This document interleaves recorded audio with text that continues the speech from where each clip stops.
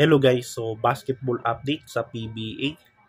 May trade na nagaganap ngayon sa pagitan ng Magnolia at Terra Firma kung saan itong si Javi Gomez Diliano, matanda ninyo na naglaro ito in one season sa Korean League. Tapos nag-decide ito bumalik sa PBA at ngayon itong si Diliano ay mapupunta na ngayon sa Magnolia Hotshot sa ilalim ng bagong head coach na si L.A. Tenorio. So ang resulta ng trade ayon dito sa isang Facebook page, sports page, Basketball PH, at binalita na ito ng Tiebreaker Times at Spin.ph, mga legit na sports page.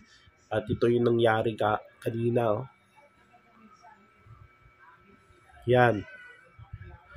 Itong si Javi Gomez Diliano, Magnolia na.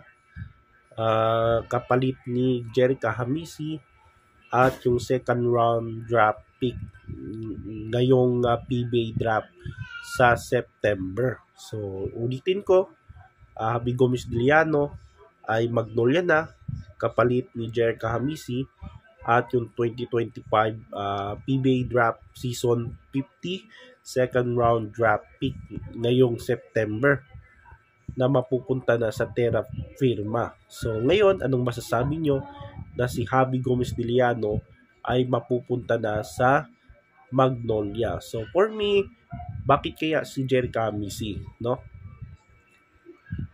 Kasi itong si Hamisi, si Jeric, promising youngster ito, no, ng Magnolia. Tapos gagaya ng kuya niya, itong si Jeric ay shooter din, no? 3-pointer, tapos 4-pointer din, no? So ako nangihinayang kay Jeric. Bakit kaya si Jeric yung pinalitan, no? Pinalit nila, no? Para kunin itong si Javi Gomez Diliano. Naintindihan din natin yung Magnolia dahil nawala sa kanila itong si William Navarro. Isa sa mga pagkakamali, for me, isa sa mga pagkakamali ng Magnolia. Unang-una, itong pag-trade nila kay Calvin Abueva. Ang kapalit na mapunta sa kanila ay si William Navarro. Tingnan nyo, after Philippine Cup, nawala na si William Navarro dahil natapos na yung kontrata niya, ay maglalaro na siya sa ibang liga, sa ibang bansa. So nawala rin ang piyesang Magnolia, no? At kaya tuwang-tuwa si Calvin Abueva. Nakita ko yung ano niya sa Facebook, yung video niya na parang may pinapatamaan. Meron din mukhang tuwang-tuwa kasi itong si Calvin Abueva napunta, no, sa Northport. So itong Northport mukhang ibebenta na yung kanilang franchise. Tingin ko itong si Calvin may chance ito maglaro sa Ginebra. So yan yung tingin ko dyan kay Calvin.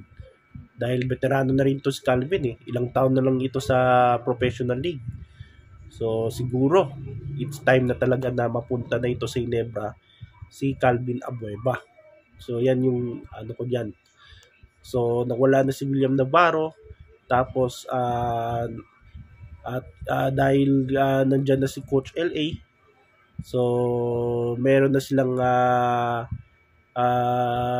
pampalit, no, dito kay Navarro, at ito na si Javi Gomez Diliano. Tapos si Lucero naman ay still Magnolia pa rin. So yan yung good news dyan sa Magnolia. So bakit kaya itong si Jerica Hamisi? So nangihinayang ako kasi isa siya sa mga future stars ng Hot Shots. Tapos may shooter ito, no? Mas shooter pa kaysa kay mas shooter din yung kuya niya, kaso mas potential talaga itong si Jerry. So talagang ano, no? At itong si Javi ay maasahan din ito, no? Si Javi, nakita ko na yung laro niya sa Terra Firma, lalo na yung second year niya kung saan nag-improve itong si Javi Gomez Diliano. Nag-average ito ng 17 points in a game nung Philippine Cup 2023, no? Kasama pa niya si Isaac Go si Holt, tsaka si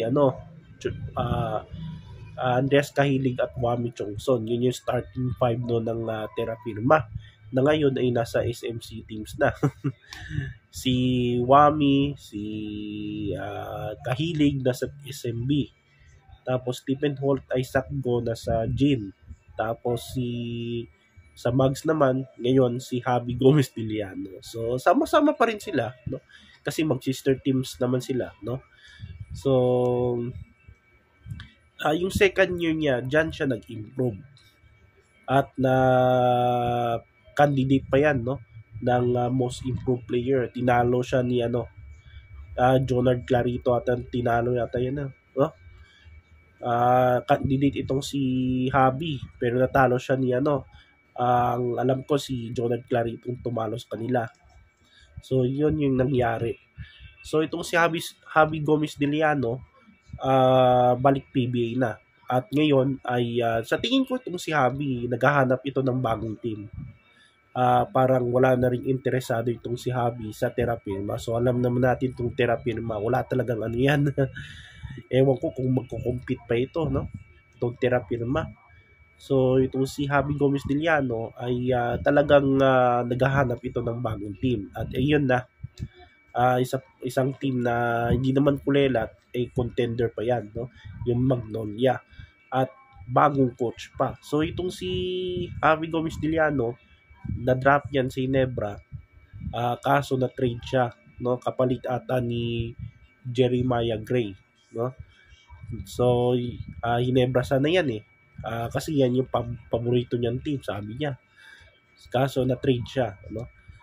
Dahil mas interesado sila kay Jeremiah Gray. So ngayon, SMC, si Javi Gomez Diliano, at ngayon nasa Magnolia under bagong head coach L.A. Tenorio. So let's see kung anong maiambag ni Javi Gomez Diliano dyan sa Magnolia Chicken Templados Hot Shot. So yan yung PBA update sa araw na ito.